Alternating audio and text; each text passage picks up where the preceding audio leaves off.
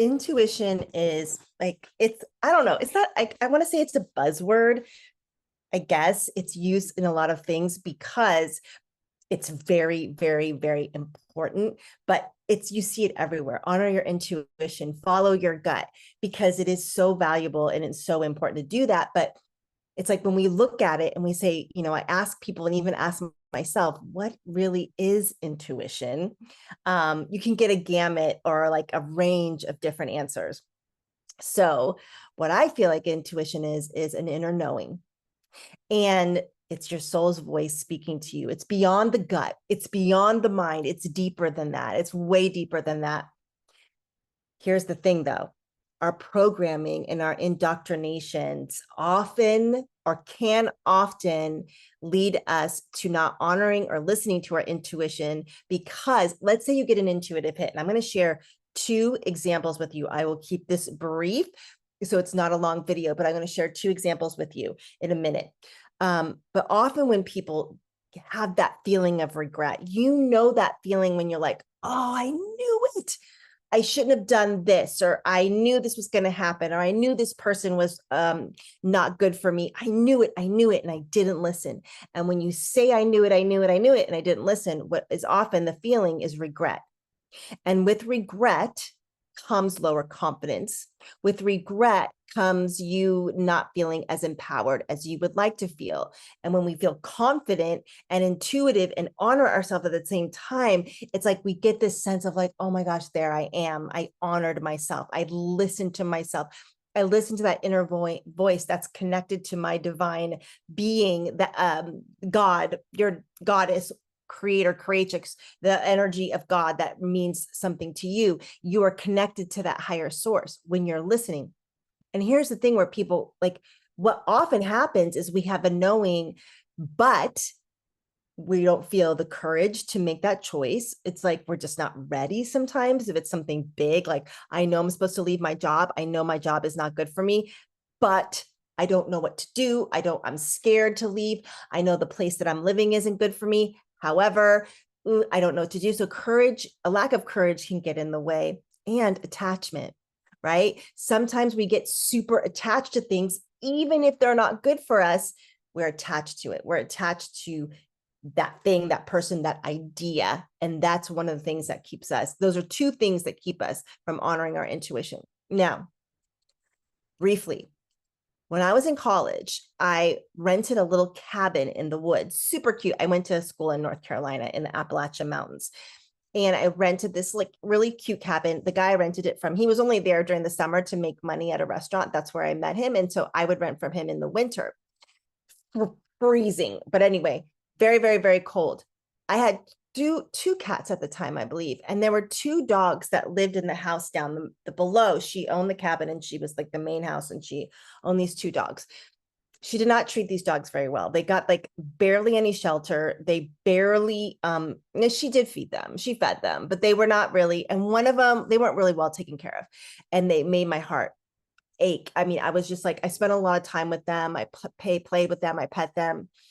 But when it was a snowstorm, it was outside. She wouldn't let them inside. They would go under the cabin. There was like a crawl space under the cabin. And there was I think I put the blankets in there. I can't remember. There was a Cocker Spaniel and like one really big dog. And she would, anyway, people pleaser is another one that keeps you from honoring your intuition, which is linked to courage. I regret not bringing those dogs inside often, because what happened was I was so afraid my friend would be mad at me for bringing those two dogs in the house. He wouldn't have cared. He wouldn't even have known. He wouldn't have cared. But especially the little one, the Cocker Spaniel, I don't even know if the big one would have come in, but the big one had it was meant for snow. But the little one, I should have brought her inside. And my people pleaser kept her from coming inside. And my intuition kept saying, bring her in, bring her in, bring her in, bring her in, bring her in. And she didn't last very long. I don't think she died from the cold, but I think she just died from stress. I regret that so much. It's one of those moments, like, those thoughts you have in your mind, you're like, oh my God, why did I do that? People pleasing kept me from bringing that dog inside. Biggest regret. Second biggest regret. Some of you know this story. I gave a coach, this was 2 years ago, tons of money. She was a spiritual business coach, tens of thousands of dollars, not lying. And I was super attached. I thought that she was going to help my business take it to the next level. You know what I mean? Like, there's like, if you're in this business, it's like, get a coach. It's going to take you to the next level, you know, and there's all these coaches pretending. Some of them actually made a lot of money, but there's some that are, anyway, it doesn't matter. That's a whole other video. But I was really attached because she was really, I had sat in medicine circles with her. She was a spiritually led business. And I was very attached to thinking she was going to help me get to the next level, whatever that means, right? Whatever the next level I thought I wanted to get to at that time. And my next level is about reaching more people. That's my next level. If I'm more resourced and I make more money, then I can help more people.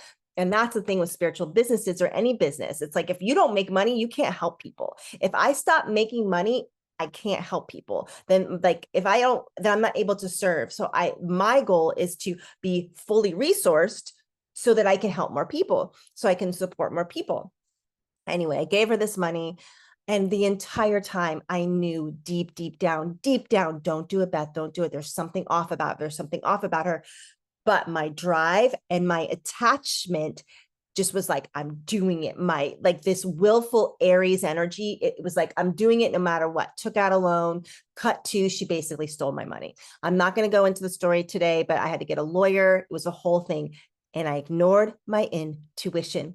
I ignored my inner voice, and it cost me money, and it cost me about a month of work because I was processing it. It really floored me. I almost shut my business down because of it. And imagine shutting my business down, because now I wouldn't be serving the people that I'm serving and helping the people I'm helping and creating this an amazing community. It was just all because I didn't listen to my intuition. I ignored it and ignored it and ignored it. So there are massive amounts of consequences to ignoring your intuition. And the consequence could be big. It could be small. It could be like monetarily, like mine. It could be about affecting another being, a sentient being like that dog.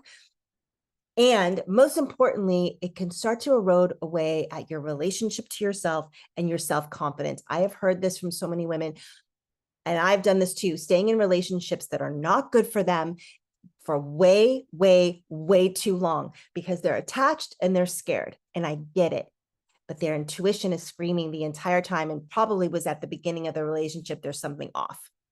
So honoring your intuition is huge. Not only that, you get to have that courage connected to also knowing where you're attached, having the courage to detach, and taking the time to actually pause, so that if you are getting an intuitive hit around something especially big on a bigger scale, that it's happening daily or semi-daily, like a job or a relationship, or even like making a big decision,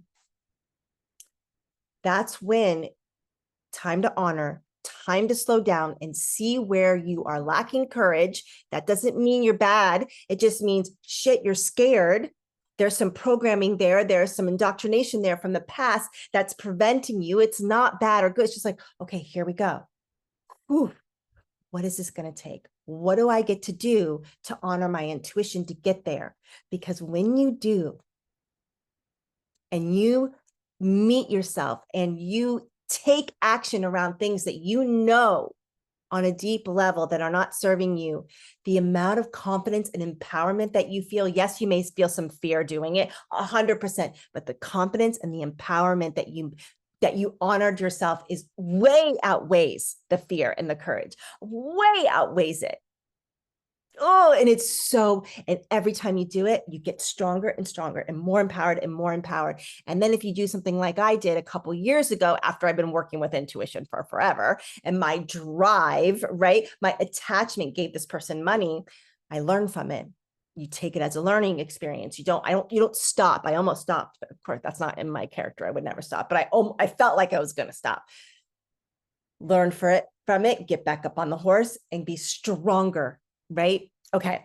So next week, Tuesday, the 16th and Thursday, the 18th, I am holding a free workshop, webinar, whatever you want to call it, on intuition. And I'm going to go through 4 personality styles that can both support your intuition and hold you back from your intuition.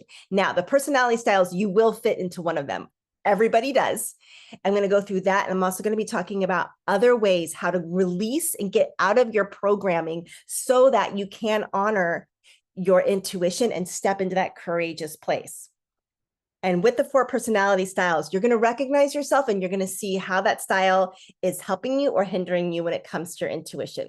So all you got to do is sign up at the link below in the PS, and we will send you the information to join us. If you can't join us live, sign up and you can watch the replay, but hopefully you can join us live, because when you can be there for that hour, and I'm going to take you on a surprise meditation at the end if you can stay an extra 15 minutes past the hour. But if you can make it live, it just adds to the experience, and you get it. All right. I hope to see you there. Sign up at the link below. And remember, intuition is that 6th sense. And without it, we can lead to regret, a lack of courage, and also kind of change the way that you show up in the world and the way that you live your life. It's so incredibly important. It is our soul's voice, and it is powerful. All right, sign up below and I'll see you there.